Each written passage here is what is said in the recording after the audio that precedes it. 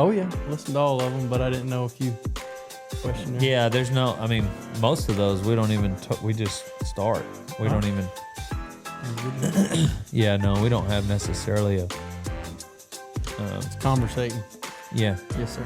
But I do start with. I've got. This is a Dallas Fort Worth Goldback little gift. I like to give them to people. Our podcast is brought to you by Texas Precious Metals. Anyways, I think they're awesome little bookmarkers if you read your Bible. Yes, sir. If you're a Bible reader. Oh yeah. But anyway, 1/1000th troy ounce of gold. Anyhow, they're just kind of a neat little thing. Perfect. Thanks, and sir. throw it in your wallet. I think they'll that. probably accept it as payment somewhere. Oh yeah, sure. But anyhow, yeah, we just tell stories. Yeah, the I want to say the first I started the Texas Cowpuncher series was Wakefield. Oh, yeah. And you know, we sometimes put a description of people whenever we have them on. Especially like Wakefield didn't even have social media, so I was kind of just letting the audience know what we were listening to, and I was like, man, I want to, because I'd had Cowboys on before, but it wasn't very organized, and in my mind it wasn't, and I thought I'm gonna just kind of keep going with this, call it the Texas Cowpuncher series. Oh, it's been good, been really really good. I thought. I would have an Oklahoma Cowpuncher series. I just don't know a lot of Oklahoma cow. I mean, I know some, but and so I'm not necessarily. You had kind of an Okie on fuse back, Zane Davis. Yeah, there you go. From there. Yeah. He's Gene. now a Texas Cowpuncher. Yeah, Gene. But Gene is from Oklahoma. Mm-hmm. But no, I was mainly more just trying to let people know what they're listening to. I love doing these. Hearing old cowboy stories. Yes, sir. Which one's been your favorite? Man, I liked when you had Brad Good and Jimbo on. Wakefield's, it was pretty funny. It was good. Zane Herron's was good. It was kind of different, but it was good. I really liked Zane's. That's kind of Zane. Yeah. A little bit different. Yeah. Right? Yeah. Isn't he? I think you had Buster on a long time ago. I did, yes. Yeah, his was good. Cole's, Wes's was good. Right. I like Tom and Gage. It was pretty good. Yeah, that's funny. Yeah, it was really good. But I don't know. I've listened to all of them just here and there. Yeah. Derek's was good. I had to listen to it in about 3 different days because it was so long. Yeah. Derek's was really good. I really liked it. I listened to it twice. It was really That's good. a good example of like, Derek Begay's like, I interview people I am interested in. Yes, that's sir. that's how I decide, you know, like I'm not necessarily, and Derek, we were both kind of stuck in San Antonio. And so we just started talking and we didn't stop. Mm-hmm. No, it's perfect. It was perfect. Derek's brings a whole new aspect, different lifestyle out there, kind of the old West still out there. They do things the old way and it's pretty cool. Pretty cool. Yeah, you know, I one thing I've observed with having different people on from different areas with this podcast is, you know, there's good cowboys everywhere. Mm-hmm. Just a few more in Texas, obviously. But seriously, there's good cowboys everywhere. I think the grass, you know, and the terrain helps or is what makes practices differ. Mm-hmm. You know, so the way we gather cows in this county is going to be much different than Beaumont. Oh, yeah. There's no right way to do it anywhere. There's several different ways to get the job done. Just fit in and do it how they want it done and make the best hand while you're there. Yeah. Kind of my thought on it. I actually, one of my best friends there on the southern part of Arizona, and I grew up going out there a lot and been there a bunch and done a lot of the same things that they do, you know, tie stuff to trees, lead them out and all that. It's fun, but like I said, it's dang sure different from which I kind of grew up everywhere. West Texas, you know, down around, we lived in Gonzales, we lived out there towards Ozona, Sonora area. Lived in the Panhandle. When I was a little kid, we lived out there at Lordsburg, New Mexico. Kind of a little everywhere, so that's the thing. You get a whole different aspect of. Where'd you live in the Panhandle? I actually graduated high school in Groover, north of Borger, right there. Bet. Played sports there, rodeoed there, and then after that, went back to Arizona for a little bit. Helped out there with that friend of mine in the fall. Weaning, and then you have another month that you clean remnants. Just go back and use your dogs, hunt remnants, trap stuff. The fun time of that's the best part really to go. The weaning, it's fun. It's just work. But the fun part, getting to go out every day, use your dogs, track stuff, cut a track. You might trot 10 miles before you find something, but it's just different, really fun. But then after that, I moved back to Channing, and I actually was day working at Channing, who I work for now, Mike Smith. And that had been in 15. And just started out day working. I really never left. Went on full time and just been here ever since. Oh, you've been at Smith's for 11 years. Yes, sir. Yeah. Yep. Then there's one break in there. I took a 9-month break in 17, graduated TCU in 18. So, but I went right back to work for him after that. So Gotcha. It was good. I think then from there, I started in Channing working for Mike. Well, I worked for Mike, but my dad's the GM of all that. Clint Jackson. I don't know if you ever met my dad. I don't remember. And I went to the ranch. We've got several ranches in East Texas. And I went to the ranch farthest northeast up there. It's called the Brosico. Cole actually went with me last week over there. It was pretty interesting. He got to see a whole new aspect of mud, trees everywhere. We use short crew over there. There's eight of us, so we use them Nord Forks. Have you ever seen them before? Yeah, I've seen them. Very handy when you don't have very much help. Pretty efficient. Cole's a Nord Forker. He's pretty good at it. He seems like he would fit well in East Texas. Yeah. He gets along everywhere he goes. I think sometimes it's not fast paced enough for him, but yeah, that's Cole anywhere. Right. Yeah, he walks real fast. Yeah, he sets the momentum wherever he goes. He's got lots of energy. Yeah. But he lives there in Anson, and that's where I live now is in Stanford. And Cole works for me there part-time, full-time. He preaches in Anson, but right. He takes care of a couple sets of cows, and I don't have to worry about anything when I go to one of the other ranches I've got. Cole tends to the place, and there's nothing to worry about there. So it's pretty good having him. You ran the place in Northeast Texas? Yes, sir. How long were you there? A year and a half. The first year I was there, it rained 80 inches. Golly. I think I wore a set of cowboy boots about 5 times. Other than that, I wore them green lacrosse mud boots. They kind of got a little spur lip on them. Yeah. That's about all I rode. Your horses, they'd bog mud up over their knees or more every day. Yeah. It's everything a yearling. That's when it was all yearlings at that time.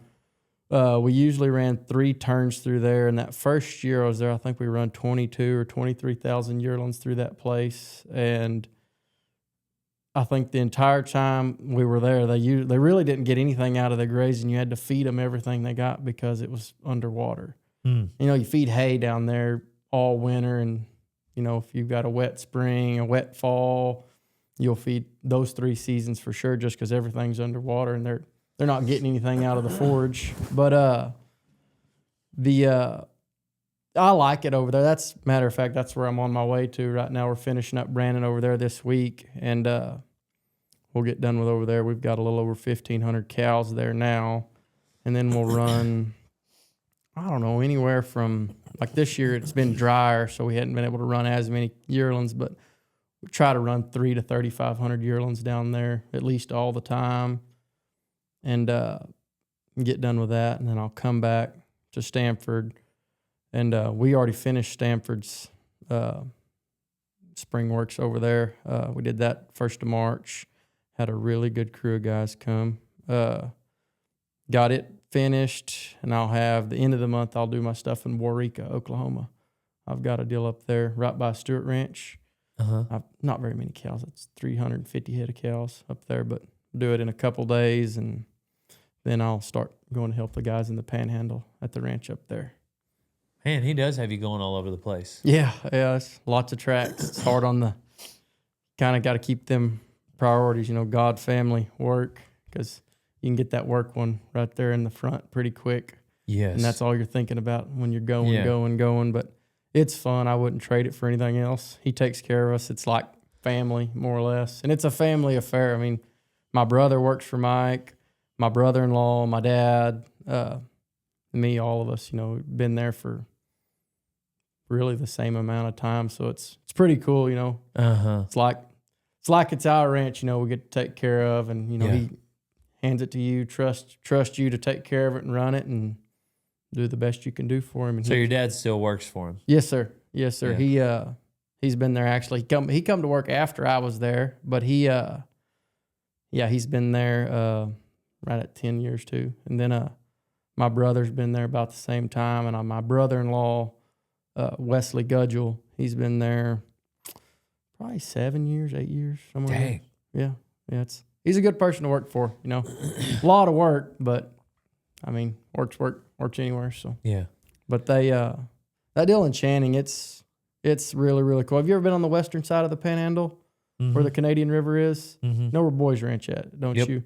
When you're coming down 1061 from Amarillo, right there, you've seen the LS Ranch, all that stuff where the canyons are, and then everything from the Canadian River Bridge at Boys Ranch back west is all that ranch right there. Wow. It's about 320,000 acres right there. Golly. And then we start right across the border right there into New Mexico. We've got the Indian Springs Ranch. It's 25,000 acres, and it sits on the Canadian River. It's got two big canyons on it. That's pretty much the whole ranch is. It's just a big canyon. And then we've got another deal. Would that be the main place? In New Mexico? Or Channing? Yeah. Yeah, Channing's kind of the main hub of everything. That's where we raise where we raise all our keeper bulls, replacement heifers. Really, that's the main hub. And that's the first ranches that Mike put together. We're right there. Because Mike's from Amarillo. And he's got all the ranches, and there's a few feed yards up there in the Panhandle too. There's another one of them New Mexico ranches. Where Logan, New Mexico is? Just northwest up there towards some of that old Singleton country, which I guess it's Santa Fe Cattle Company now. I don't know if you know that. Kroenke bought all that old Singleton stuff. So we've got a place there, and then we've got a little farm up there at Rosebud by Mosquero, New Mexico. And all that works. None of it's really separate. They work everything pretty much together. So the same crew, it's like the Sixes or Wagners or anything else. They start one place, and they'll just work it at one time. No split crew, all the same crew. So like the New Mexico guys will come help the Texas guys, and then most of the time we work Texas first, then we finish up with New Mexico. So they'll come over and do the Texas stuff, which they'll brand this year. My dad bought quite a few cows out of Arizona last year through the drought, and which is a good thing. We've actually bought a couple more ranches that we're going to be able to send some of them cows to, so it'll be a good deal. But they'll brand 6,800 in Channing, and then there's going to be another 2,500 probably over there at New Mexico that'll need to be branded. So yeah, they all day workers? No, we'll use a few day workers, but mainly we keep a pretty full-time crew or full-time day workers, kind of like Wagner's have, a guy stays there 8-9 months. But we've got, that's kind of how we do it, which I want to say what some of them houses they've remodeled and stuff, there's like 11 camps there at Channing. So, which, there's 5 ranches that were put together to make that whole deal. There was the LS, the Kinsabi, the Proctor, the Houghton, and the Alamosetus deal over there, which we call it the Alamos. It was actually a Matador headquarters a long time ago. He put all 5 of them back together, which was some of the kind of the heart of that original XIT country.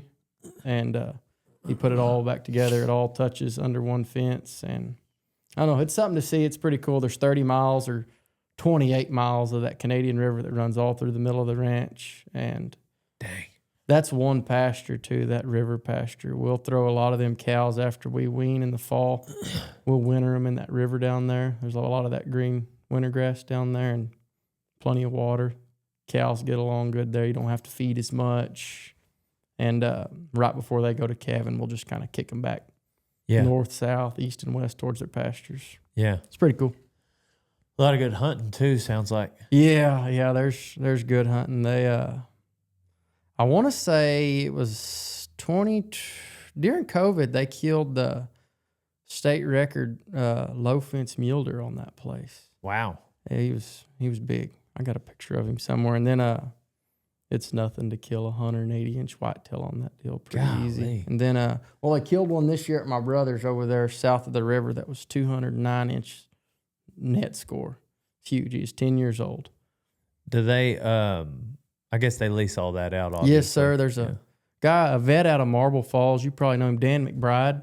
Mm-hmm. He's the kind of the head lease guy, and he'll find some hunters for it. But most of the hunters that come to that ranch, I think they usually harvest 17 deer a year off that deal, and then those are 8 or 9 antelope, and we'll kill a few aoudad and stuff like that. But most of the time, the same guys that come every year are the same guy. There's nobody new.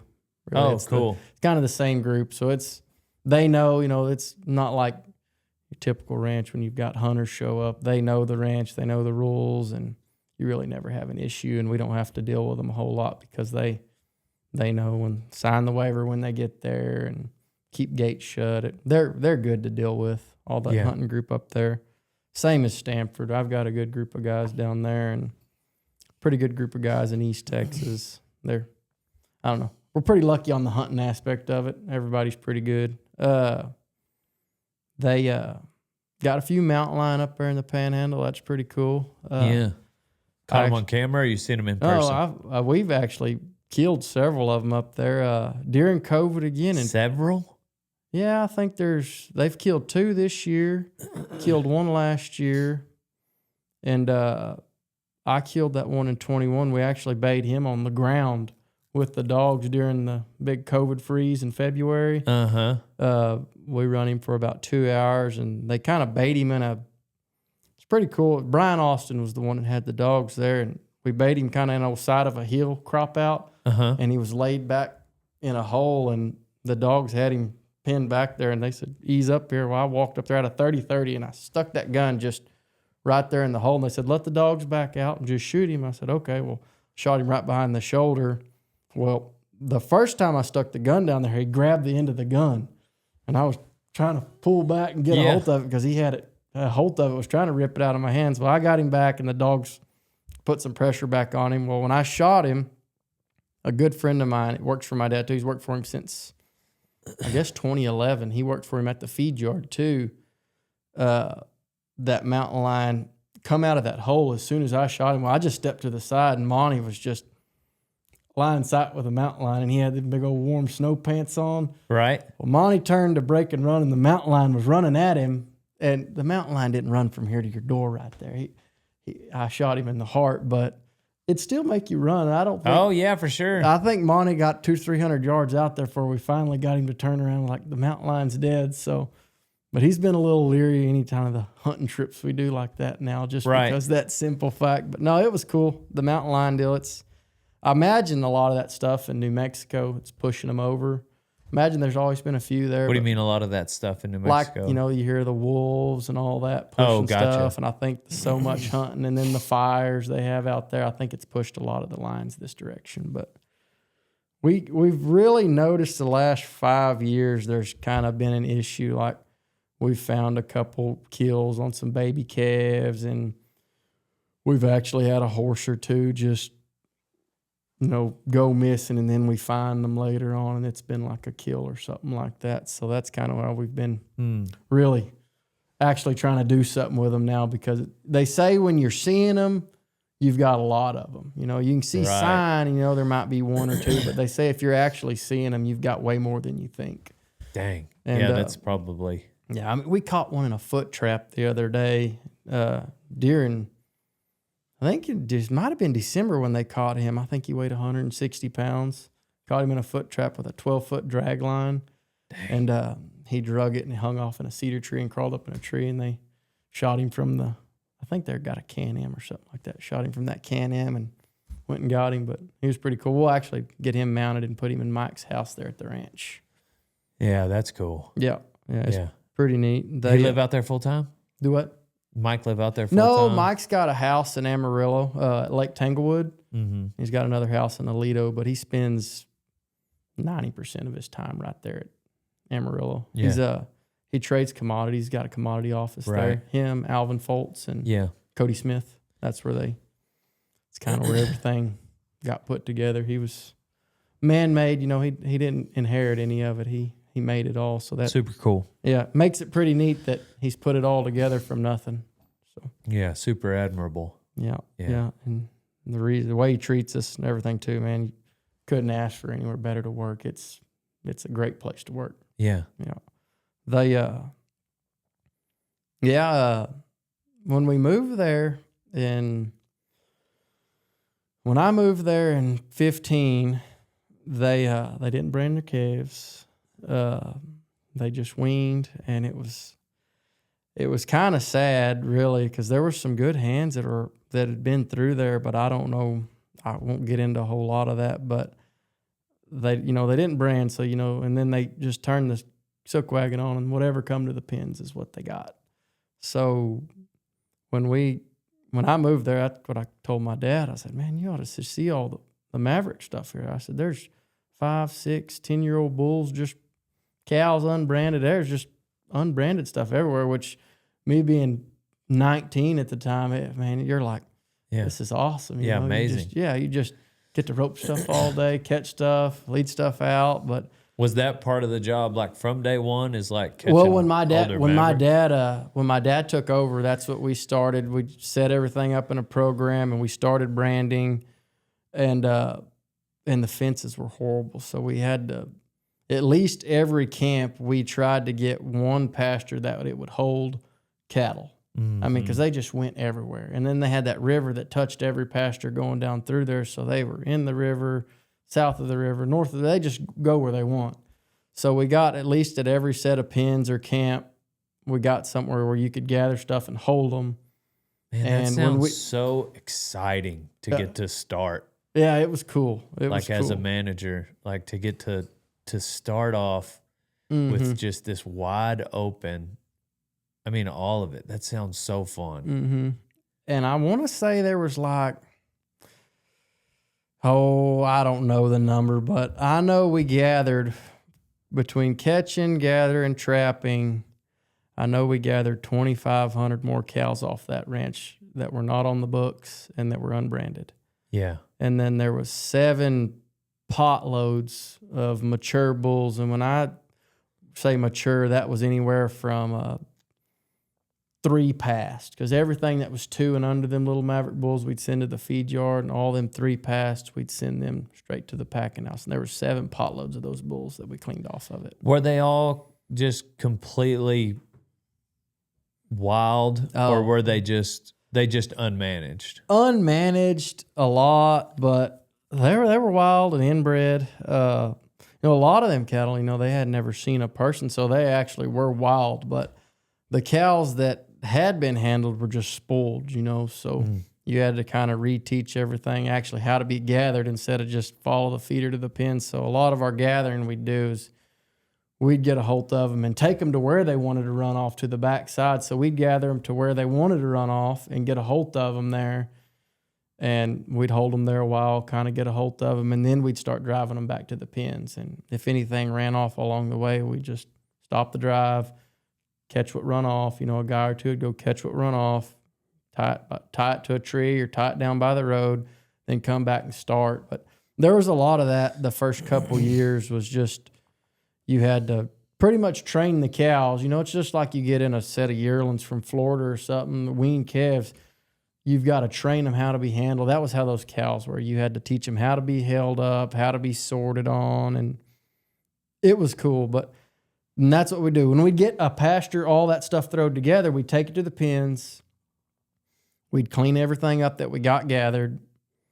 And, we'd go through the cows, cull what needed to be culled, send the yearlings to the feed yard, because we've got a little starter yard up there at the headquarters. So we'd send all the wean calves up there. And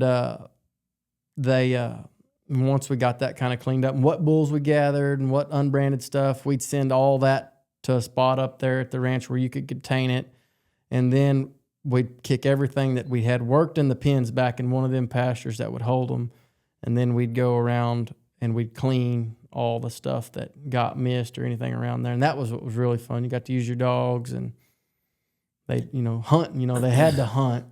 I mean, you could jump them and find them, but if you could get the dogs on them and let the dogs work them a while, because a lot of them were wild. Mm-hmm. If the dogs would get a hold of them being wild like that, you can actually kind of do something with them. But, a spoiled cow or a bull, they're going to do what they want anyways, whether you got 10 cowboys or 10 dogs. I mean, you're going to have to catch them no matter what. And there was a lot of that too.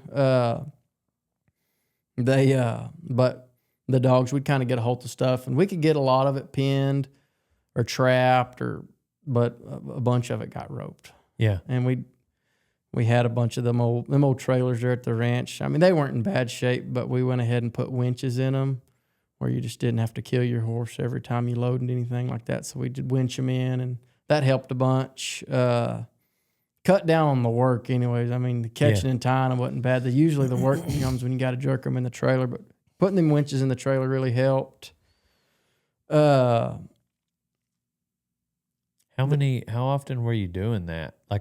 For 2 years we did it. It seemed like every day. Every day, yeah. Yeah, it was dark to dark, 7 days a week. Yeah. And my dad, how we grew up is, if we weren't working, doing something with cattle or something like that, we were working at. There's never any off times, so it was. Were there ever any that were like just noticeably evasive that you just kind of like almost had a nickname for? Oh yeah, there was a bull that had a broke ankle that lived back there at Kid Dobbs Canyon. Sits right against the river, and it's got real straight walls.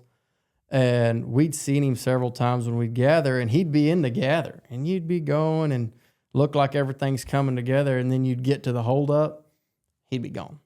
And it took a couple years to get him caught, but there was a canyon, a little old finger that, heck, a horse couldn't hardly get down it, but that bull had been down it so much, as soon as them cows would go past it, he'd just bail off and get back. But we ended up getting him caught. He about killed my brother-in-law on that deal. You didn't want to ride anything just really, really, really nice when you were cleaning that stuff, because you didn't want to cripple a good horse. So we'd buy those. But you also need to get up there and get to them. Get up there, get to them, and kind of be able to get out of the way. So we'd buy a bunch of them trader horses for $1,500, $2,500 and get them kind of going. And most of them, we could find them big stout geldings back then, whether they had papers or not. You could get them for that kind of money. They didn't know much, but you didn't cripple or lose much if you did cripple them. And, I mean, some of my favorite horses actually were some of them that we bought like that. But my brother-in-law was riding a big old Gruya gelding one day, and his brother was there, Jacob Gudgel, and we had this bull off in probably an acre mesquite thicket there, and the dogs were working him, and he'd run out and hook at this guy, run out, hook at that guy. Well, and that's what we were trying to get him to do, is chase one of us where we could get a shot on him. Well, he lined my brother-in-law out, Wesley, and that Gruya horse just locked up. Cold jawed him to the left, cold jawed him to the right, wouldn't move. And I can't remember who it was. It was either my brother or Jacob run and hit that horse to get him broke loose, to get him free. Because this bull was like a 7 or 8 year old bull. I mean, he weighed dang near 2,000 pounds. Huge. It'd have killed him if it had hit him. But there was a lot of that every day. Stuff like that in the moment you didn't think anything about, but looking back at it now, almost 8-9 years ago, you're like, so a bunch of that stuff we did wasn't very smart. I bet you find a lot of skulls too. Yeah. And a lot of them, a lot of skulls, stuff that just would never leave. Yeah, never leave, never die. Or like a lot of that stuff, it couldn't take the captivity. I remember several of them that we'd catch and they'd never get choked. I mean, you'd catch them by a front leg or something when the dogs would have them together, and you'd be tying them, and they'd just take a big gasp of air and die right there. Yeah, you bet. Just couldn't take I imagine you've heard about that. Some of that stuff just can't take the captivity. Right. Yeah. There's a lot of that. I'm kind of like that. Yeah. Yeah. They, then, there's a lot of them good stories. I remember I was tying one of those bulls down. I roped him right before he got to a fence coming out of one of them canyons. And that old guy's name was with me. He'd been there on that ranch for several years. His name was Mitch Bell. And I roped him on this horse was decent, but, you know, just a horse. I roped him and had him kind of pulled around, and that bull was fighting, and I just kind of throw my rope back to him when he'd come at me, where he'd step over, just seeing if I could get him jerked down. And he was big. Well, Mitch finally got there and got him healed. Well, I was tying the bull. Another guy come off out of the same canyon. Those bulls would run. I mean, they knew the routes to get away, and we'd figure out kind of the routes they'd run. So you'd get in with them and go and go and go. And, you know, it's just like a coyote or a deer or a hog. They know where home's at, and they're going to usually go back to home to try to get away from you, because that's where they've been hiding. Well, I was tying the bull down, and I had that horse that I was riding. He was working the rope right there, and Mitch was on the back. And Mitch said, "Hey, there's a bull coming. There's a bull coming." I looked up. Well, I took another wrap. I didn't think the bull seen me. Well, he started coming right at me, and I was on the ground tying him. Well, I wrapped it and tied it real fast, and I jumped over the fence to get away from him. He hooked the horse. He wasn't going to hook me, kind of deal. He jumped the fence, come back around. I got back over the fence. He jumped the fence again, and I finally got over there in a mesquite tree, and he finally turned his head and run off. But I had to jump over the fence twice to try to get away. He never worried about hooking my horse or hooking that other guy. He knew I was on you. Yeah, he wanted me, and I don't know why. I didn't do anything wrong to him. I wasn't chasing him. Yeah. But there was a lot of that. You know, and that same thing is you had to get that deal truly clean. You know, a lot of the time, you know, you don't need to rope anything on the drive. You know, you've heard that. You don't rope on the drive. You don't, something cuts out, you know, if boss says, go ahead and get him, go get him. But a lot of that deal, it was kind of a known through the crew, like, look, when we get it held up, you're not going to get in trouble if something splits off and runs off. Because if you don't get it then, like I said, the fences weren't the greatest, so they might be 2 or 3 miles from where they were, and then they'd be in this herd of cows over here, some stuff you might already have cleaned. So if it left that day, you usually caught it. And it took about 2 years when we got it cleaned up. And but that stuff was pretty cool. They had some old Fulton genetics with them old Hereford cows they ran. They all had horns like a Hereford. I was about to say everything. Spike horned. Yeah. And then, you know, he started breeding them Charolais and Angus bulls back in there. And you'd have some of the throwback stuff. You'd have some roan necks and paint bulls and stuff like that. Lots of cool stuff we caught. So was there, I guess in 2015, that's when you got there. So when did your dad get there? 2 months after I did. After. Okay. After. Well, how did, I guess, I want to say, wasn't it 2014 when the cattle prices kind of surged? I think it was the very end of 14, first of 15. Yeah. So why y'all were now tasked with like...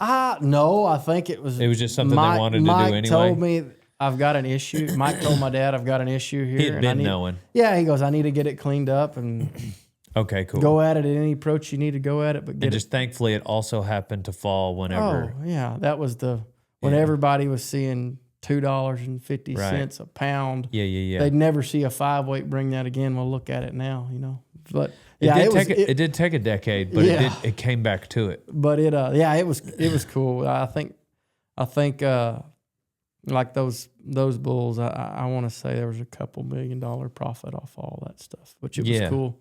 I mean, and that was just, you know, it wasn't free money because they'd been produced by a cow on the ranch, but I mean, some of them bulls were 10 years old. So, I mean, they weren't making no money. Not free, but found. Yeah, free. Yeah, exactly. Not free, but found. And it was really, really fun. It's like them random 20s you find in the couch, like, except there's a whole bunch of them. Yeah. Or leave something in your pickup thinking, I'm going to need this money one Leave day. it in a coat pocket from last year. Yeah. You put that coat on again. Like, dang, it's like an Easter egg. Yeah. I just found $2 million in my coat pocket. Yeah. They, But that deal was really, really, really, really fun. Something that a lot of people probably won't ever get to experience, and something that I'll cherish forever, because there's not a lot of people that get to say they've done that and get to clean that size of a ranch off. That stuff you hear about in the old days, or South Texas or Arizona, stuff like that, because there shouldn't be a ranch in the Panhandle that, you should never have that problem. Yeah, not a ranch of that size at least. No, exactly.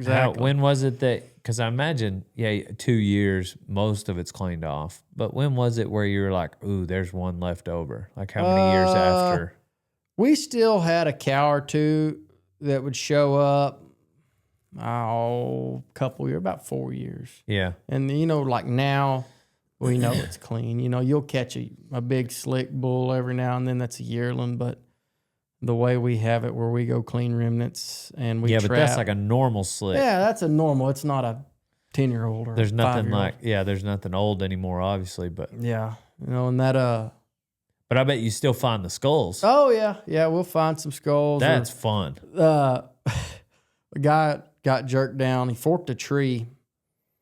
Oh, it'd have been towards the end of that deal. He forked a tree and it snapped his rope there when it forked.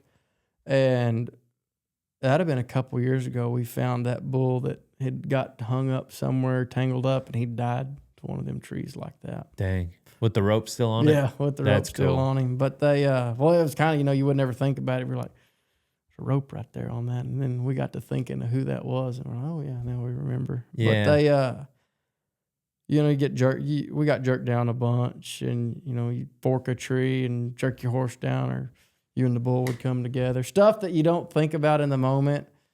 But now you're like, man, that was pretty stupid. I could have probably not had to. Could have done something a little different, but you don't think about that. You're just having fun. You're catching the stuff. So right. It was fun, but crippled a bunch of horses. Not, a lot of them just, you catch that stuff. They just ankles or something wear out, or you blow a hock out or something like that. Some of the best, but like I said, some of the best horses that I've ever had were during that time right there. It's just, they got good just from sheer using them. There wasn't a whole lot of training them. They was just catch them and ride them every day, and they figured it out. That's one thing that makes it sad that there's not more places that do need cleaned off, because there's a lot of horses, and I can think of 2 or 3 of mine that fit that bill. Man, they're not going to go be a reining cow horse. They're not going to go be a rodeo horse. They're not going to be a kid horse. They need to be with someone who's just going to go rope and catch, Matt. You know what I mean? And I keep a couple just in case I go to Arizona for 5 days. Yeah. Much less, but like, man, it's a shame there's not more. I guess, there's places in the country that are wild and there's less and less. Like most of this old country has been pioneered. But it's neat to think about some of the horses that that we might ride in today's time, where it's like, gosh darn, there is so much potential in this animal. Yes, sir. But it's kind of like the Gus and Woodrow conversation. Like, why spend time on this horse when there's plenty of, of the other, the ones that can turn into a kid horse or a rope horse or a. And that's my dad's MO is, he grew up with nothing, and what they had is what they used, and they made it work. And that's what he said is, if he don't want to be good, just ride him further, ride him longer.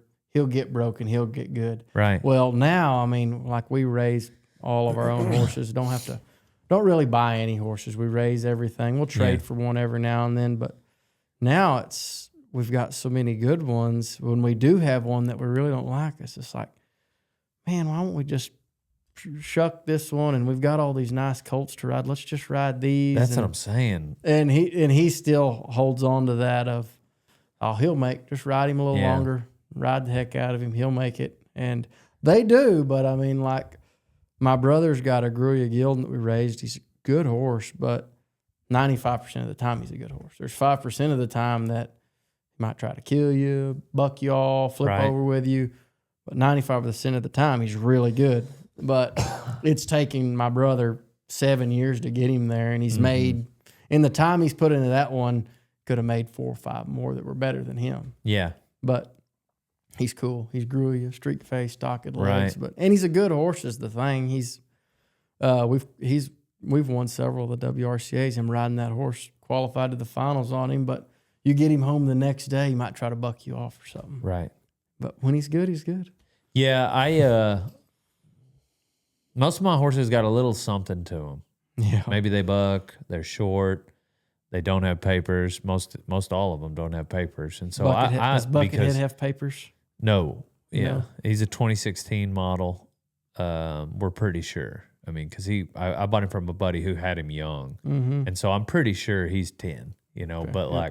But yeah, all them horses, yeah, I've got 1 or 2 that are papered, but then they got something to them. Oh, yeah. But I just hit a gold mine. I got a horse from Clint Hale. He's a pickup man, and he's 16. The horse lost just a step in some of the big arenas, like Cheyenne. The horse been to Cheyenne, been to Ogden, Fort Worth, like all these big rodeos picking up. Been seasoned and done it. But he's just a little slow for those big arenas. And so, and he's 16, he's, how many more years can you pick up on him? And so something like that, like that one I hit a home run on, and I was glad to, I don't know, you only get a few of them really good ones.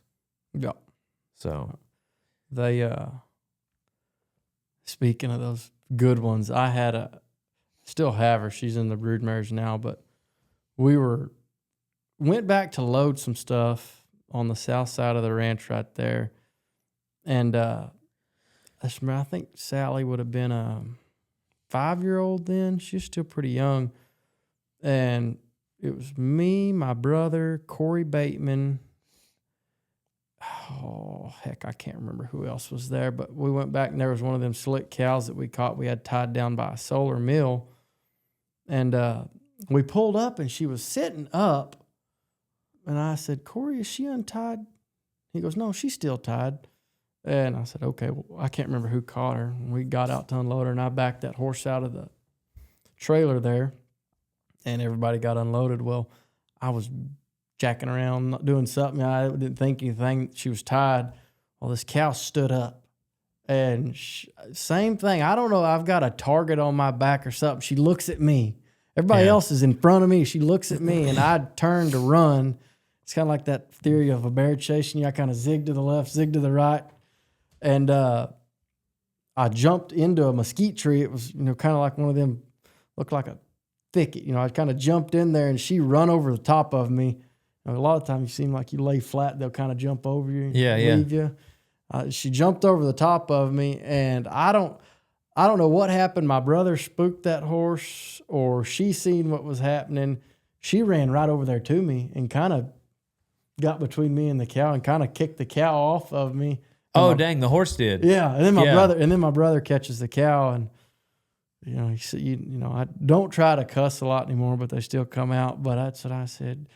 Who the F tied this effing cow down? And nobody I can't remember who tied it down or whatever, but she about killed me. I don't know. There's a lot of those that they break a string, or like a lot of those bulls, we'd neck them to a tree, or, because it might be a while before you got back. Tying a lot of that stuff flat, they'll bloat and die.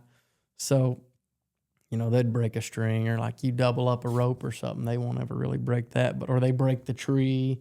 There's a lot of that stuff that happened, but it, I don't know. It was fun. You'd enjoyed it. It was pretty cool. Yeah. But it's like a hunting trip. Oh yeah. You never know what's going to happen. I mean, you never know, like, if you're going to get something that day. Yeah. Yeah. And then that brought into a whole new task of things after we got it cleaned up, where we could really start building a program and managing everything really good, because it was a task in itself getting it cleaned off, because every time you try to get something growing, whether we're going to breed these bulls to this set of cows to raise these replacement heifers, or we're going to AI these cows to these bulls, where we can have some really good keeper bulls. So once we got the remnants cleaned up, heck, it was like, all right, this is easy now. Well, no, it was having to build that whole herd to get it where it was. So when we moved there, where it was blacks, reds, paints, whites, grays, orange, blue, any color you could think of, and we've tried to change everything to blacks and black baldies, which, you know, a lot of people don't like them, but that's what the feed yard's like. And yeah, for sure. that's what you do. But we've still got some crossbred cows in some Yeah. places, some F1s and stuff like that. But they, it's taken up to, it's still a work in progress, but at least probably 3 years ago, we really got it to where, you know, we knew exactly what we're kind of going to kind of produce. We could target our weaning weights. Yeah. You know, we could target what we're going to, when we brand, say we're going to brand April 1st, we'll have a really good idea what our calf crop percentage is going to be when we brand. You know, there when we first started out, heck, you might have to, you gather something, and because there's bulls that were left out year round. Mm-hmm. You might brand 60% breed up, but you'll cut 40% of them that you cut out were your dries you cut. So those days were long. You'd brand, and then you'd cut your dries, or you'd cut your dries, then you'd brand, and it just took, you know, tightening the breeding season up, getting the cows kind of synchronized. Yeah, the first time you do it, you probably brand, wean some, palpate the dry cows. Oh, like yeah. you know, you got to do it all in one day. Yeah, you had all of it one day. And now it's a system. We can roll them in. Most of those herds in Channing, we rotate, which a lot of people don't, but it works for us. We'll have, say we have a 3 or 4 pasture, 1 herd rotation, and the pastures are big up there. And so we'll have, say, 300 cows in a pasture, but we rotate them cows around, and they utilize the grass, kind of take half, leave half. It's high frequency, high intensity, low frequency. Yeah, have a lot of cows in there, move them real quick, and it helps a lot. And then we try to leave at least 1 pasture in rest for a full year where something's getting a break. So now when we brand, you know, say there's 300 cows in the vats, which is a pasture up there, we'll gather them to the Patarosa pens, strip them, worm the cows, and brand. And a lot of the time, our system we've got going now will be done by 12, 1 o'clock. Pretty easy. Brand 300 head. Yeah. And that's gather them out of a pasture and then going. A lot of the time, if we can have them in a trap, we can be done by 11. But what's up, bro tater chip? If you're trying to get swole-o-matic like Dale Brisby, then go to mountainops.com and use code Dale for 20% off. That's where I get my protein. My creatine, I use a pre-workout called Yeti that is phenomenal. They've also got your everyday energy called Ignite. So go to mountainops.com. Otherwise, you ain't no cowboy. And please use code Dale. I wear Shady Rays because they fit my face. They block the sun, they look amazing, and they're affordable. And if you use code DALE on ShadyRays.com, they'll be even more affordable, to the tune of 40% off when you buy 2 pairs. So go to ShadyRays.com and use code DALE. I love you all.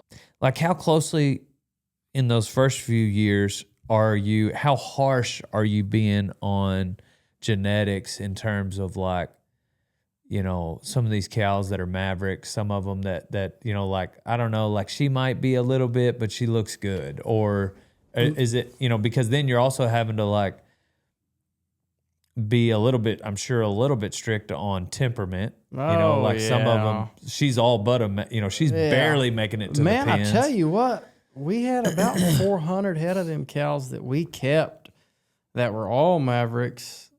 And once they've been handled a little bit, we kept them up in that open country on the north side of the ranch and got them where they were pretty dog broke. And so maybe just get the Mavericks out of the brush at least. Yeah, you know. Yeah.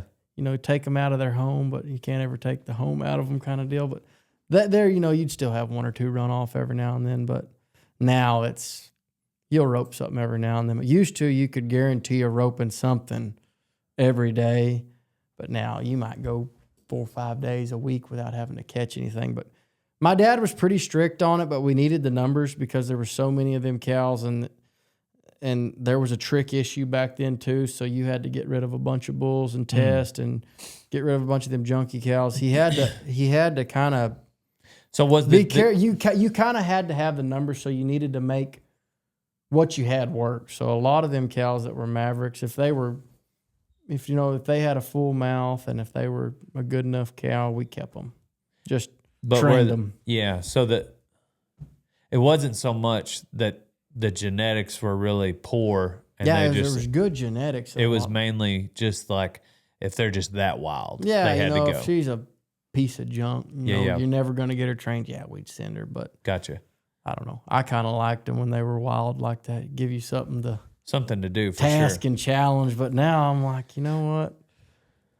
Now you're like, she could probably go. But yeah. Back then you're like, what? She runs off, we'll catch her. Right. We'll catch her the next 5 times she runs off. But all that kind of changes the older you get. Do y'all keep a lot of heifers? Yes, sir. We try to keep 10% of our cow herd everywhere. So my dad will keep. Oh man, he keeps like 800 up there every year. Keeper heifers 900. Everything gets sent to Channing. No, we've got it now where the genetics are good enough on all these ranches.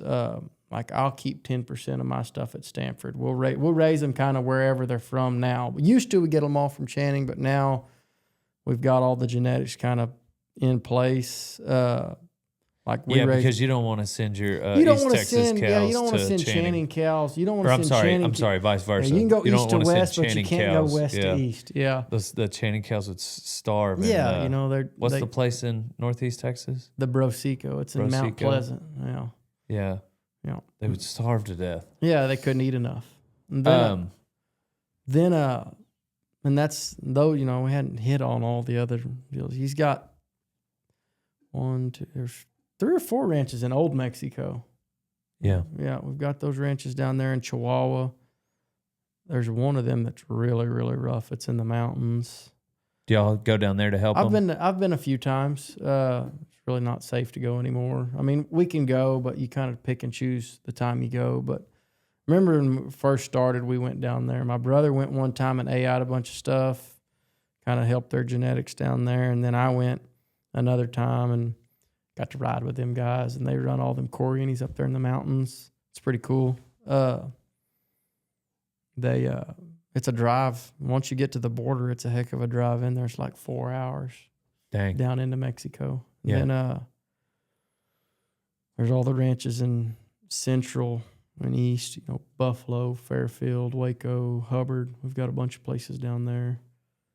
Which I don't feel like Buffalo is Central. That seems like super East Tech. Oh, you said Central and East. Central and Central East, yeah. And then those are good ranches down there. We used to run all yearlings down on them, but we've kind of moved it to 60-40, 60% cows, 40% yearlings. Just yearlings are so hard to get now. Mm-hmm. It costs so much and hard to find help to keep them alive.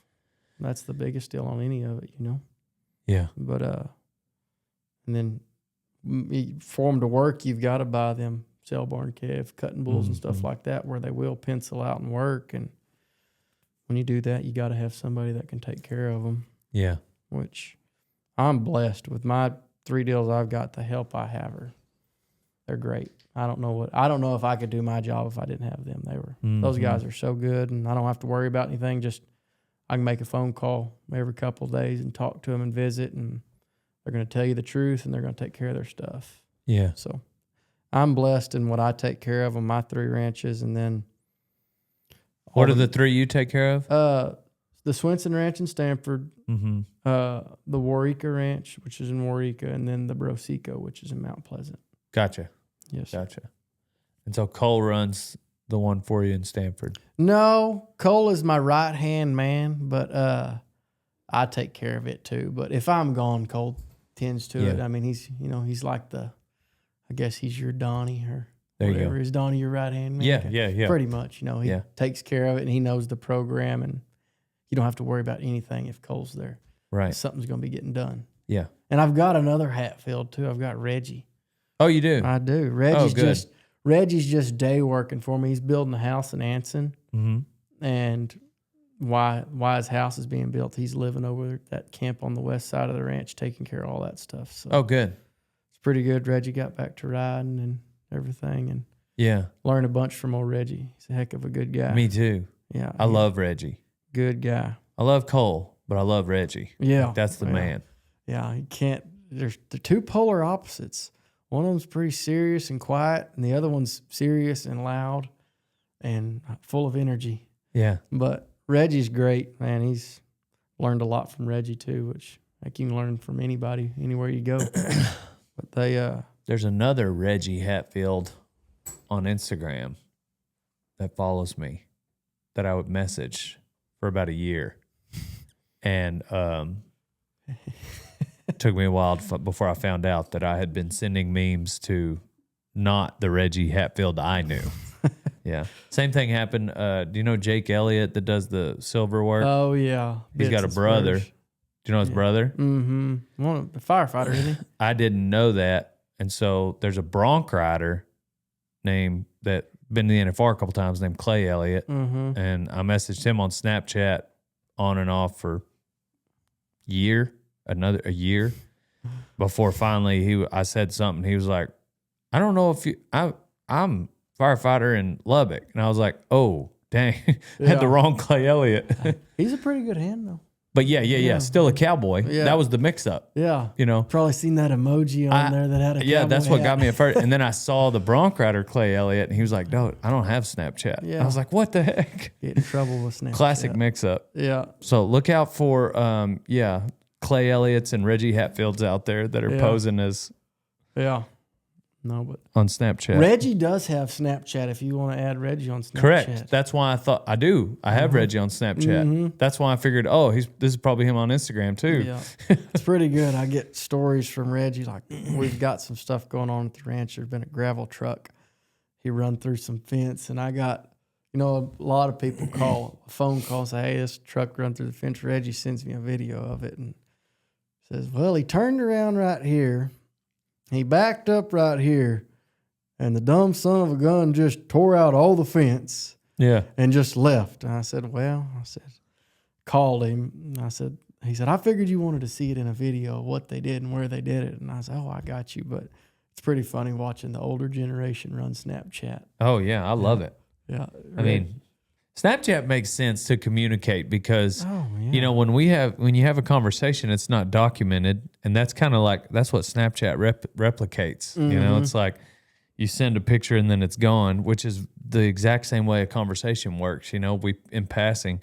Anyhow, so I think that's why it's so popular with like people and kids and now older people. But anyway, I'm just going to send them a Snapchat real quick. Yep. Yeah, it's fun to get them from Reggie. So and then, did y'all camp out or anything at the Sixes when you were Brandon at Guthrie, or did y'all stay at the bunkhouse? No, we all stayed at the bunkhouse. It was Dusty just got moved down there. I mean, he was there in the fall, but he's just kind of getting settled into everything, and so like I don't think pulling out a wagon was in the cards this year. So. I like to shower every day. But the first time I went there in 2014, Reggie was pulling out a wagon. And so in Guthrie, and everybody loved it and I loved it. And then when we went up to Dixon Creek, Dusty pulled the wagon out there. Pretty windy up there, isn't it? Yeah. TP blow away. Yeah, that's where those soft little ear protection that you get for those are coming clutch in a TP in the Panhandle because neoprene or whatever they are. Yeah, because they won't. You can roll on your side of your head and it won't wake you up. You know, because if you use the big ear pro, then it'll wake you up when you roll over. But anyway, I don't know. I love it. I enjoy it. The camaraderie. You're forced to just be out there in the evening. Yeah. And, you go inside and you're sitting in a bunkhouse by yourself. It's easy to start scrolling or something. And or fall asleep. Yeah. Yeah, no, we camp quite a bit in Channing just because it's so far to get to some of that stuff in the mornings. I bet. There's been lots of nights that you're camping and one of those windstorms or one of them big storms come through up there and blow you away and camp away and all that. So you kind of learn to tie your fly down a little better and used wind blocks to your advantage and everything else. Yeah, But for sure. camp a I bunch really up do there. enjoy it. I don't get mad at either one really. Like if the wagons get pulled out, I'm excited. If it doesn't, I'll just enjoy some Freon and a warm shower. See, we don't pull a wagon. Our wagon up there is usually a 2025 Ford with a huge trailer or something, or easily hooked to it. That's our wagon. But There you go. we'll camp there. We'll camp in them spots and bring your horses and everything, and you can just work out of one location instead of, like, say you're going to work at the LS in the middle of a lot of that country. Say from the north end of the ranch, it's an hour and 45 minutes to get there. Yeah. Or like the New Mexico guys, they have to drive 2 hours in the morning. So it just makes sense to either stay at a headquarters with some of the guys or camp out, which a lot of those guys are young up there and they like to camp. But like me, I like to shower every night, and I like to shower in the house, not in a mineral tub or a water trough or something like that. So You're telling Noah about the flood. Look at this mop. yeah. Because that's what, to be honest, on the wagon is when I started doing ice baths. Because we were in the Panhandle and it was so cold. Like everybody wore big jackets. It was in the spring, so it was usually hot each day, but a little cold snap came through and we all wore big jackets all day. We didn't take them off at the pins like where you normally would. Yeah. Usually every morning it's cool. Well, anyways, we wore them all day. And we got back to our teepees, we still had big jackets on. And nobody went and took a bath that day because, number one, everybody had on multiple layers, so they're not quite as dirty as they would have been. But I had to with this mop on my head. So I got out there and I'm taking an ice bath, I feel like. It's cold outside. And I'm the only one in this horse trough and horse water tank, and I get clean and everything. But man, I remember to this day, I think that would have been like 2021 maybe. But I laid down in that teepee that night and I felt so good having been in that cold water, and I was like, I'm gonna try ice baths when I get home. Now I've been at them ever since. Oh yeah. So I'm not that tough. I try. Whoa. When I say ice baths, like this morning, maybe 30 seconds. So I'm not. Okay, you're not just sitting in there like they used to make you at sports and basketball. I have before, but I ain't no Navy SEAL. Yeah. Like I'm in there, sometimes I'm in there 60, 90 seconds max, wake you up. Yeah, they say it does something good for you, doesn't it? Kind of recharges your body or something. It does like all kinds of stuff. Obviously wakes you up. Oh yeah. But like it starts to help you burn brown body fat or something like that. Anyway, I don't know what it does. I know that it wakes me up. That's why I do it. Yes, sir. But no, I don't know that there's benefits to camping out, just like there's benefits to sleeping in the house. Yes, sir. Yes, sir. No, it's all that's really, really cool. At short stints, 3 or 4 days is great, not 30 or 40 days. Correct. But you hadn't hit me with one of them yet, have you? I've been pretty good with that. I almost said it just now if you wouldn't have caught it. I was going to say 34 days. Yeah. They see, I told you I watch your podcast. You do. I almost hit you with it a while ago, but it was just too irrational of a moment. Yeah. But but no, the TCU deal, it was that was dang sure a stepping stone and kind of brings a whole new meaning to everything. When I went there, for sure. You have a whole new outlook on ranching. What year did you go? I went in 2017. Tyler Rogers and I went the same year. It was man, that first 60 days, I called my dad every day. I said, they're going to boot my ass out of here. I said, I don't know if I can do this. I said, it is tough. And he said, oh, just keep trucking along. You'll be all right. And yeah. I mean, you know as good as anybody. You've probably heard it. If you take a day off, you're behind. So it's just that constant grind every day. But once you're done, and you get the network of people you meet and the contacts, and basically just you can put it into one of your spreadsheets and you can pencil it, see if it's gonna make money or lose money, or be worth doing it. Just learn so much about the will it work aspect is what I got out of it. because like a lot of the people that go, they don't have a whole lot of experience. They've got tons of schooling, but I didn't have any schooling other than I went to high school and then I went to work.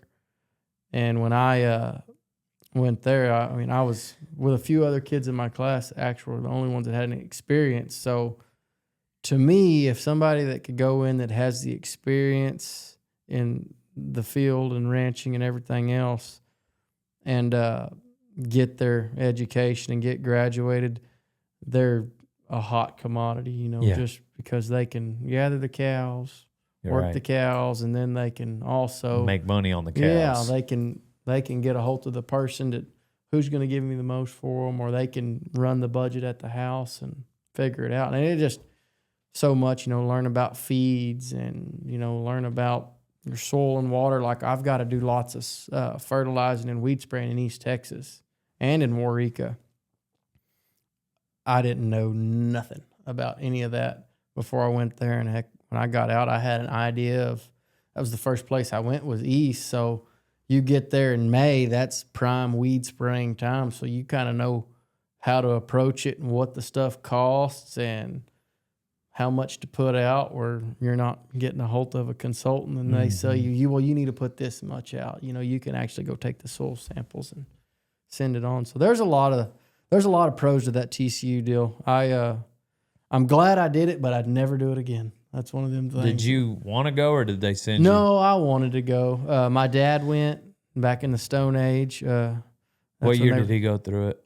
I think 90, maybe 89 or 90. I think 90. My dad went in like 81. Yeah, they were still using the chisel and stone tablet, probably. Right. Yeah. Same material, but they didn't have computers and all that stuff, I think. But so I'd call him and ask him questions, and he could answer the questions. I'm like, well, how do you put this in a spreadsheet? He goes, we had to make all our spreadsheets with pen and paper, Right. So, yeah, Big Chief tablet or something like that. But didn't know anything about Excel, and I learned all kinds of stuff about Excel and all them computer programs. Do you still use? Oh yeah, Excel? I use it.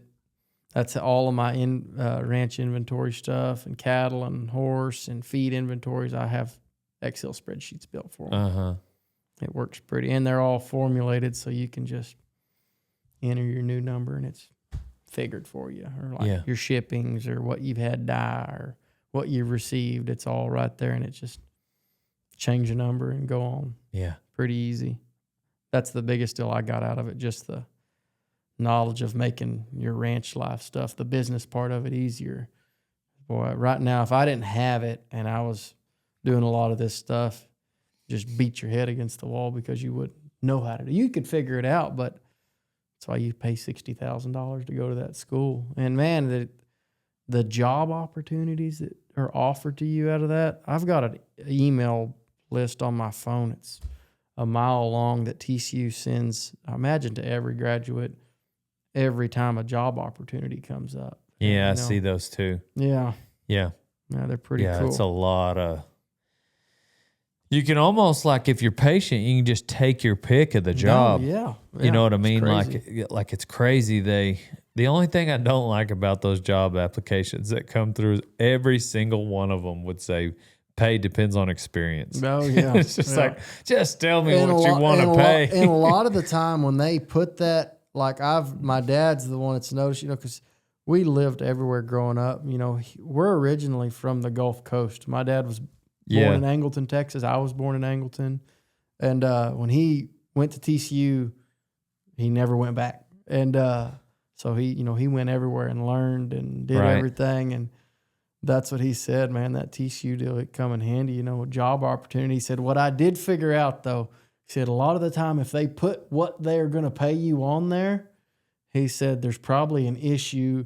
Like I seen one the other day, they want to say they're going to $95,000 a year or something like that. Yeah. But you got to reading the description and you got to reading some of the responsibilities.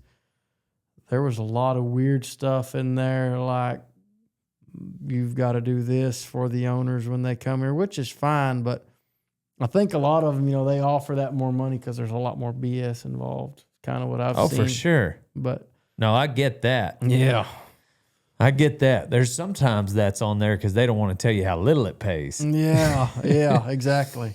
which is a lot of ranch jobs. If Oh, you get yeah. everything furnished, you know, Yeah. and that's one thing, like some of the guys that come here to work, it's like, and learn about ranching. You're doing Man, it for I don't the know. experience. Yeah, I don't know if you realize like how little of an financial opportunity this is, unless you're hustling your own deal. Oh, If you yeah. just go throw your bedroll in to work somewhere, like you're not going to retire early. No, no. I hope you enjoy the job of ranching and cowboying Yes, because sir. that's the reward. It's not necessarily financial reward. Yep. There are ways you can be creative. But our extra income, which I've been here long enough, like my brother and my brother-in-law and these guys that stick it out, we're making really good money. Mike takes care of us, we make good money. But our extra income a lot of the time is I shoe horses. I've kind of backed way off on the shoeing a bunch of public horses, but selling horses. We raise horses, and we've got y'all get to ride our your own horses. We get to ride all our own horses. There's there's ranch horses for like the guys that my dad will race some for like the guys that don't have very many, one or two or whatever. He'll supply them some horses, but I ride all my own. So we've got the job to make them, so it's pretty nice. We can ride them till they're a lot of time. I'll sell them geldings when they're 3 or 4. And you're getting 20, 25 for them 3 and 4 year olds and really not having to truly have them finished. Right. Which they've been through 2 seasons of branding calves, and a lot of time they've been through a couple yearling seasons, doctoring yearlings. So they're broke, but there's some things that could be polished up. But that comes to another one is everybody wants a gelding, and we raise our own horses. So we ride all of our mares, whether they're when we ride them, we don't start them and then turn them out. We'll ride those mares till they're 7, 8 years old. And if she's not something we want to put in the brood old mare, horse. Yeah. 78 years he old. got me that time, didn't he?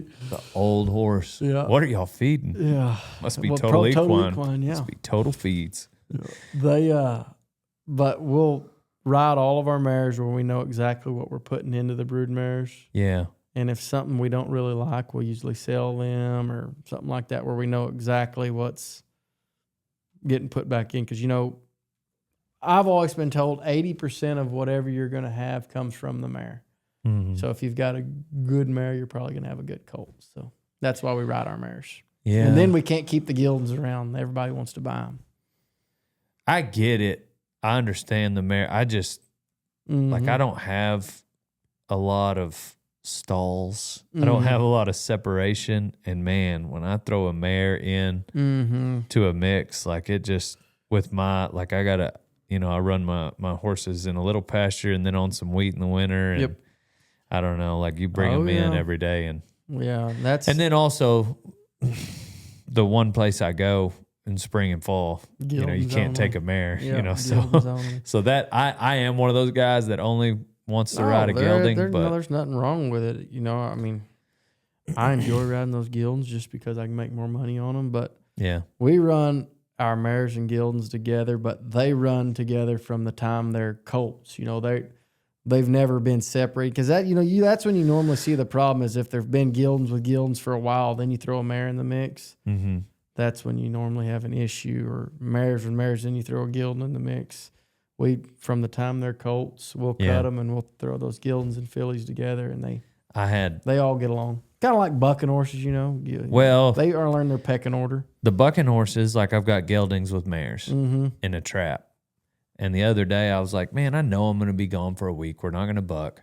And the wheat I felt like is good enough that kick them out. They're not going to catch up to it, and like, all right, I'm going to let these bucking horses out on this wheat. Well, sure enough, the next morning, a ranch horse comes in with a gash on his shoulder like this big, and it could have been one of the gelding bucking horses. I got one in there that's a shark. Very well could have been a mare. It could have been, but I'm just like, in the back of my head, I'm like, probably one of those mares. But sure enough, they weren't out there 12 hours, and this flap is just, thankfully it was aesthetic, and we just got it, hydroed it, and everything's fine. But I was thinking, golly, we dang sure they've got some mares. They do have an attitude, but treat them like a gelding or a stud or anything else, and you can kind of get them on the right. Either they're in the trailer right now out there. There's a gelding and a mare, and the mare's in front of the gelding. And you'll laugh at this. I had to move them when I got here. The gelding was in the front and the mare was in the back, and the gelding was jacking with the mare, kicking at her. So I switched them around, and as soon as I walked off, everything was good. Yeah. But I mean, there's been a lot of that. If they squeal or something in the trailer, Yeah. get a hornet, hot shot or something, zap it or zap the side of the trailer or something. They usually pay attention. They'll quit that. Yeah, don't let them get away with it. Cool. But they, there's been that's another one of them. There's been quite a few people that want to come to work and stuff like that. And there's actually you mentioned that. They say, yeah, we listen to that podcast, and some of them are green, but there's a lot of them that are green that have a work ethic like you've never seen or found, and they make good hands. What do you use them for? Man, if they want to start riding and everything else, we'll throw them in there and we'll start. I mean, anything. If they want to ranch and stuff, there's a line. If they've never rode before and they want to come, I mean, if it's something special, you think you can train them, great. But there's a lot of these guys that, like, we got some boys that come from way over east, like Arkansas. They knew how to ride. They could rope pretty decent, but all the learning how to gather a pasture and all that, there's none of that. But they've made really good hands. Yeah. But they've been working for my brother for 3 years probably. Made good hands. Good. A couple of them come down there and help. And so Cole was asking me, where are those boys from? I said, oh, why? He said, they're good help. I said, you're going to laugh when I tell you this, Cole. He said, what? I said, they're from Arkansas. He said, you kidding me? I said, yeah. I said, those kids, there's a select few that come from anywhere. There's a good hand anywhere. It's just, acclimate wherever you go to. But those kids are good help. Yeah. They're really good help. And that's, I think, a lot of that they hear from about West Texas and everything else through this podcast is what they say. Yeah. I mean, there's starting to be a lot more people creating content, whether it's vlogs or podcasts, which I like. I don't mind healthy competition. I think that cream rises to the top. I got to make good content. But regardless, my first video was in 2013, 13 years ago. My first podcast was in 2017, 9 years ago. Yes, and I didn't do very many of them, but I did, that's when it started. Regardless, how many times am I going to say regardless?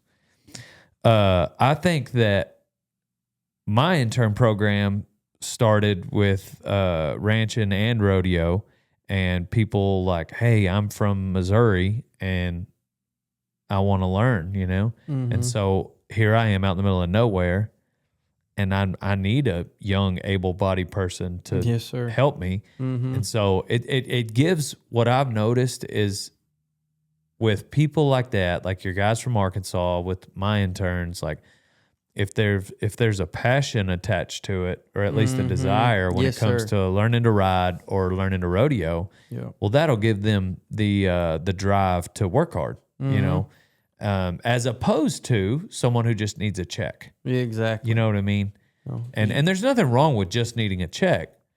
But as a manager of people, like you probably know, there's a difference in somebody that just wants a check and then somebody that's passionate about it. They're never going to grow and get any better if they're just living paycheck to paycheck. Yeah. But if somebody is driven and they have that spark in them, and you can tell, they're going to also have a better attitude. Yes, sir. You can tell too, those guys that truly want it, they'll take the criticism as a learning. Like if you get on their butt and say, hey, pull your head out of your butt, you need to try to get this done better. You can tell the good ones won't ever do it again, and they'll fix it, and they're better from that butt chewing. And then the ones that aren't, that just, like you say, live paycheck to paycheck, just are okay, just being idle, they kind of soul up and just whatever, Yeah. And like all those boys, and there's one of my best friends, Monty, worked for my dad since 2011, didn't know nothing when he come, but had the work ethic of Cole. I mean, just work. And you tell him something once, he figured it out and got it. You chewed his butt once about something, he figured it out and he got it. Yeah. And he's on our ranch rodeo team. You've probably seen him at the finals or something. Little short left-handed guy. He's a handy sucker. But come from nothing. And, he's one of them guys that started when he was out of college. That's a lot. That thing's tough. Those guys that 18, 19, 20 years old that figure out, well, this is what I want to do. They're behind from the jump, and they've got to try twice as hard to get to where, say, somebody that's been doing it their whole life is. I mean, you've got to try twice as hard and have twice as good attitude. Show up, ready to work every day, work hard, and try hard. And he's one of them. He's dang good. I've experienced really only in my head, I can think of one person that has worked out that was less than 21. 21, 22 is kind of my cutoff. Yes, sir. Because 18, you're probably still passionate, but you're still staying up late, sleeping in, not showing up, not dependable, pretty naive to it. Anyway, Jay Stout was a young man. He was 18 years old. He can come and go as he pleases because he not only works his butt off, but he's also really great for videos. Regardless, I'm waiting on, I let some younger guys slip in and they just keep reminding me dadgummit, I needed something about 22. Bit you in the butt a little bit, huh? But it sucks because then you got a 22-year-old. It sucks for them because, you're hiring 22-year-olds that don't know anything. Yeah. And now they're even behind the eight ball even more, It's a good opportunity for them, and so it works out, but it's a catch-22, anyway. I'm waiting on those 18-year-olds out there that are listening. I'm just waiting on you guys. And the other thing for me, on a side note, you got to be 21 to be on my insurance. So that's the hard black and white rule that I have. But also there's a maturity thing that I'm really... I bet there is a liability with a lot of these people that come to your deal wanting to do this. If they don't know anything about it, you kind of got to pay attention. Don't get run over by a skid steer. Well, when I say insurance, I mean the auto insurance when we're going to booths. Okay. Yeah. Yeah, the other policy, it's fine, but it's mainly because part of their job is they got to do, serve their time behind a checkout counter at a booth a few weeks a year. Yes, so sir. That's just part of our apparel. But no, I don't know. There's a lot of good 18-year-olds. I'm not. But how old do you guys hire them? Oh, man, we want them. We want them guys, got just a tick of age on them. But really, if they want to work, we'll give them an opportunity. Yeah. And if they don't work and they can go down the road. But, just like if he's 50 or he's 20, if he shows up with a good attitude, wants to work, there's a place there for him, But he, you dang sure weed through them. It's just like any big place, you're going to have some turnover. But, the main hub of guys that's always there have always been there. And it's that number's getting to be more and more now. Like you'll have there used to be, there was 4 or 5 guys that were always there that never left. Now there's 8 or 9 guys that are 45. Now it's 89. Wow. Jeez. Yeah. Yeah. Lots of people. I think there's some people though that come through, to be honest, and I can see it. Only a few of them have actually admitted it, but think ooh, I didn't realize it was this much work for this little payoff. Oh yeah. You know what I mean? And that's okay. Yeah. But I heard one the other day over passing. I'm not going to do any more than I'm asked if they don't pay me anymore. And I overheard him and I looked at him. I said, well, you might as well hit the road with that attitude, because with that attitude, you're not going to get paid anymore. Yeah. The money's there if you try hard and you show up ready to work. But if you've got that attitude, you're probably never going to get anywhere in life if you've got that. Right. Give me something. They have the give me before I earn it instead of the earn it, then get it kind of attitude. Yeah, we call it around here company man, and that doesn't sound like a company man. Exactly. I think the other thing that gets people with this outfit, especially on the rodeo side of things, I speaking of over here, somebody say something that's not going to work. I heard a young man, it was just me and him in the pickup. He was talking to me, so it was impossible for me not to hear it. But he was basically saying like he wanted to do this in life, and then also ride broncs, so they will think he's a cowboy. And I was like, whoa, whoa. You need to switch to team roping, my man, because that's, and I see people come in here looking for street cred. Oh, yeah. And whether it be because they just want a cool Instagram picture or they want validation for whatever reason, Yes, whatever circles they're in.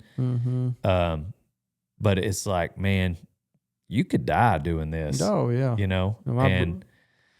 And so I think that's a lot of the people when I say that like the work isn't worth the payoff, you know, like there's something romantic about being a cowboy, but at the end of the day, you got to be doing it for the right reason, because it's just, it's too daunting of a task to do for the gram.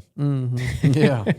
Well, most of the time, so saying that my brother, you know, he rode saddle bronc horses. Have you ever seen my brother ride any broncs? Colton Jackson? Yeah, it sounds familiar. You know the Maybe. guy, you know the boy with 3 fingers on his left hand, rides broncs at the finals every year, Amarillo at the ranch rodeos. Yeah.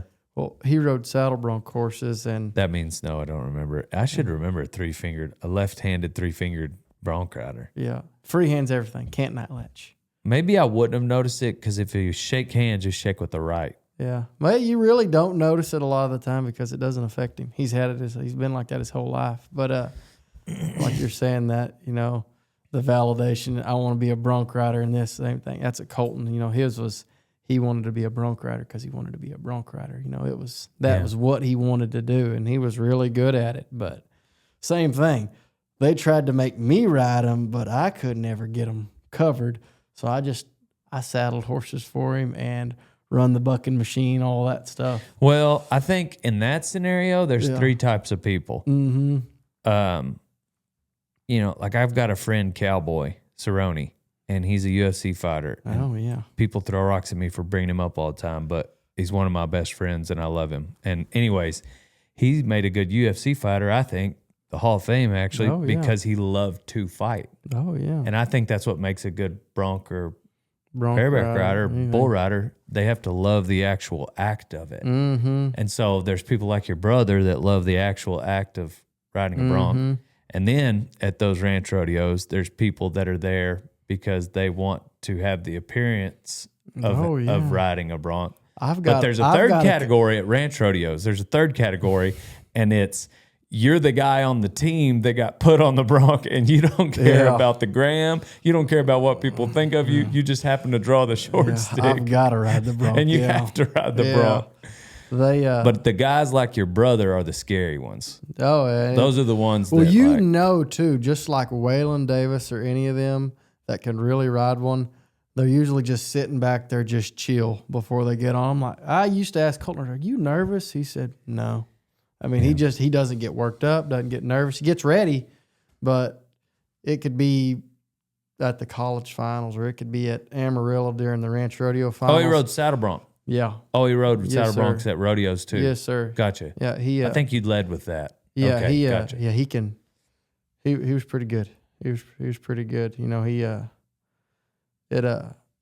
that's what I wanted to, but man, I'm telling you, I'd fall off a crow hopping billy goat.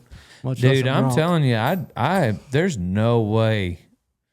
I've never nodded for a ranch bronc, and I feel like I think that saddle bronc is a boxing match, and I think that ranch bronc is a street fight. Oh yeah, and I because in saddle bronc, one of the ways my buddy Jacobs Crawley, college roommates, went down the road with him.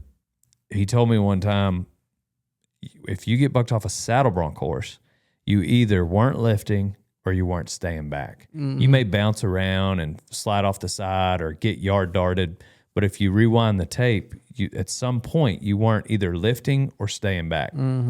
But I watched some ranch broncs because guys will ask me, because I've been on saddle broncs. They'll be like, what do you, I'm like, man, I think, and I'll tell them that. I'll be like, you got to lift and stay back. But like some of these ranch broncs, like, bro, there might be a whole nother set of fundamentals that I don't even, I'm missing or something. because it's so wild and left and right and heads coming up and down and there's just it's like a different rule book. Street fight, yeah. It's a street fight compared to a boxing match, and so I've never nodded for one, and I don't intend to, but never say never, huh? Yeah, maybe here at the beaches of Winnebago. Oh, I would get on mine for sure. I would get on mine. No, what they're gonna do. No. I'm not talking about the Winnebago Buckers. Yeah, I'm talking about Kirsten, Vold, or Benny, or some Frontier Broncs. Yeah, they're seeing some of them Frontier Broncs out at the finals this year. Whoa, man, they bucked, dude. They've had them mixed in there with the Volds. Dude, I've been on them. Yeah, and I just kind of scares you to try to ride them in a ranch bronc saddle. That's what Colton said. He goes, that one's pretty stout. And I said, oh, yeah, how you know that? He said, well, I seen him buck here at a college rodeo or something like that. And sure enough, big old bay, I don't even know what his name or number was, cracks out their second jump and just yard darts that guy, right? Snatches him over the front. He's pulling a horn.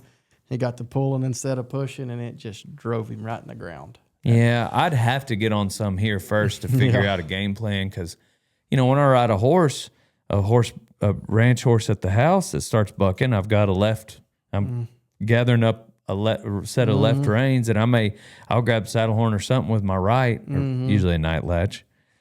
Hey, I know that a collarbone surgery out of pocket costs $19,000. Oh, yeah. So at this point in my life, after 6 surgeries, I'm pulling a night latch. You dang right. So anyways, I grab that night latch with my right hand, but when I ride broncs, I pull a right rein. So I don't know what I would do in a ranch bronc.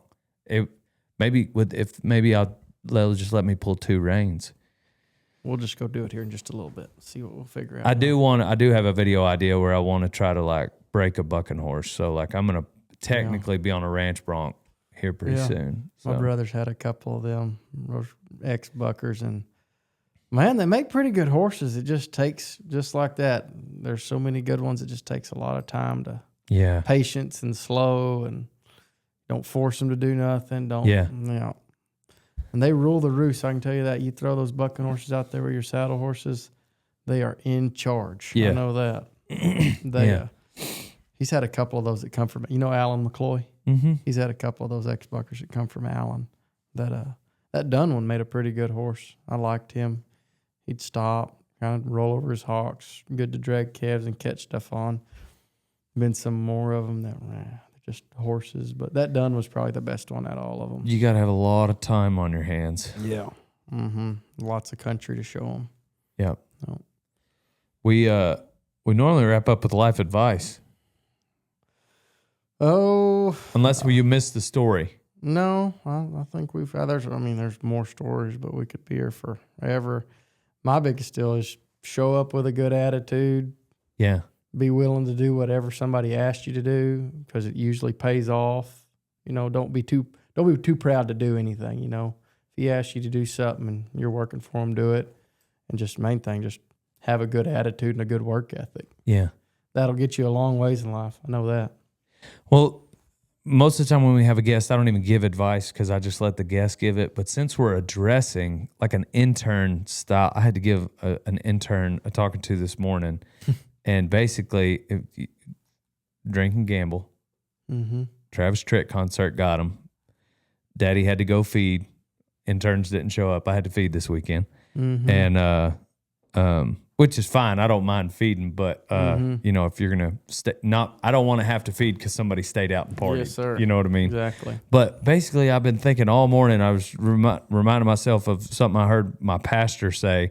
Don't ask yourself if it's right or wrong, because there's a lot of things that are not wrong, meaning that maybe they're okay to do, but there's things that are not wrong, but they're also not wise. Mm-hmm. And so he told this Brian Fisher out of Grace Fellowship, plug, College Station. And that's what he said. So ask yourself, is it wise?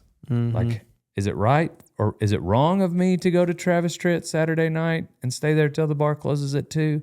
Well, no, maybe not necessarily wrong, but it's also not wise because I'm supposed to feed back at home 2 hours away. Yes, sir. The next morning. Yeah. So anyways, that's for that responsibility. Yeah.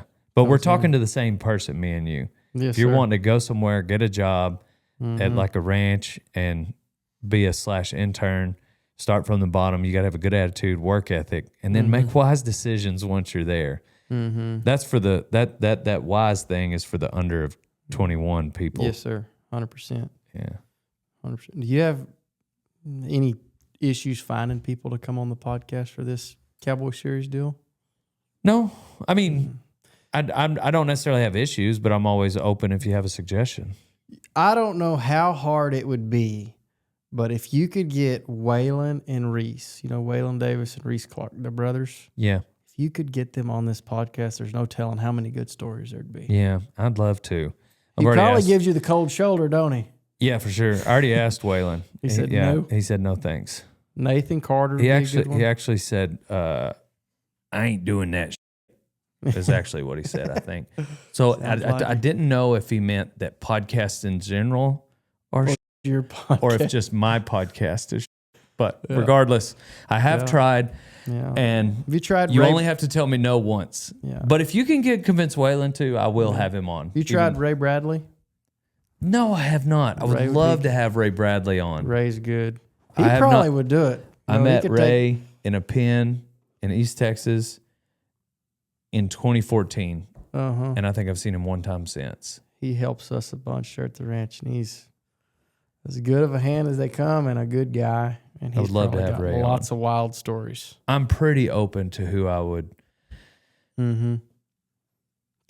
Casey Armstrong would be another pretty good one. He would. Yeah, you probably know Casey, don't you? I do. Yeah, he lives in Merkel, not far away. That's yes. Mm-hmm. Yeah. Yeah. I just like to hear cool stories, man. Oh, yeah. It's so people get nervous about coming on because of the lights, but that's just so our YouTube family can enjoy it. But I mean, you're just having a conversation. We're just talking to an audience right here. Dude, hearing about Mavericks in Texas in 2015, I just like hearing stories like that. Yeah, it's pretty cool. What my dad would be a good one to get because he's been a little everywhere, but I don't know if he'd do it. I mean, he lives 5 hours away. I don't know. Yeah, I've got a couple I need to do in the Panhandle. I'm trying to think who else I just had. Oh, Coulter, Hampton. Yeah, I need to go up there, so maybe I could do both of those. Yeah. I'll give him his number. He'd be a good one to. He's mid to late 50s and lots of experience and stories there. It'd be good to listen to. For sure. He's been everywhere. 100%. From the swamps of the coast to New Mexico, Arizona, Oklahoma, Kansas. He's been everywhere. And like I say, I would love to have Oklahoma cowpuncher, Colorado cowpuncher. I'm not opposed to that. I just don't live in those places, so I don't know as many. People. Like me and you have Cole Hatfield. Yep. And all these other people we've mentioned, I interact with, Coulter, Hampton. I mean, I just worked cows with him, so I'm not just trying to single out Texas. Yeah. Lots of good hands in New Mexico and Arizona, but that's the thing is you have to find them when you're around them. That's the other thing. Yeah. Any of those guys that worked out there at Singleton's, like Grant Mitchell, Greg Gudgel, Jeff Grant. Bilberry. Man, there's so many of those guys, but like you said, they're so far away. You'd have to catch them in like Amarillo. Like, hey, we're going to do a podcast today. Man, I tried to do that this year, and WRCA just would not help me find a place to do it. I can't find anywhere to do it. Yeah. Anyway, I need a place in Amarillo. I might just have to get a conference room in that super expensive hotel across the street. Yeah. My granddad used to have an office over there, and so, but that was kind of back before I was doing a lot of podcasts. Dadgummit. I think.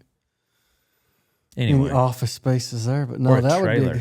Would be 11 quarters or something like that. 11 quarters trailer. Yep.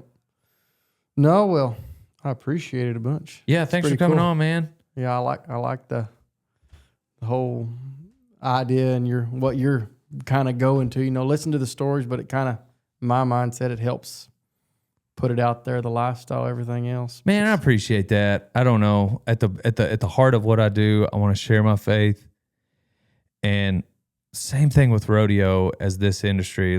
I want to spread awareness for this industry. Some people see the tall hat and the sunglasses and they just don't get the joke. So none of it makes sense. But really, Yep. like, man, like, look at the big picture. I'm trying to create, I don't know. I'm not necessarily here to educate about the details and the, you know, it's not a health and nutrition class. Yes, sir. For if you're, you know, taking a feedlot course at A&M, but I would love to spread awareness on like the industry as a whole. Yes, sir. And Chris Ledoux had a song, I'll be done with my rant, but Chris Ledoux had a song, you know, Cowboys still exist. You just can't see them from the road. Yes, sir. Exactly. And now, thanks to Snapchat and these fancy cameras on our phones Yes, sir. and YouTube and Instagram, they can see us from the road. And that's it. That's it. That is basically the heart of what I do. Yeah. And so anyway, whatever. There's good in everything, even that all that social media and all that. You can find good in all of it. Just There's freaking sermons on podcasts. There's sermons on YouTube. Like, the Lord can use a lot of this stuff for good anyhow. Yes, sir. I agree. I guess I'm just kind of trying to defend myself. But thanks for coming on, Wesley. Appreciate it. Thank yes, you, sir. On to the next one. Pow, pow.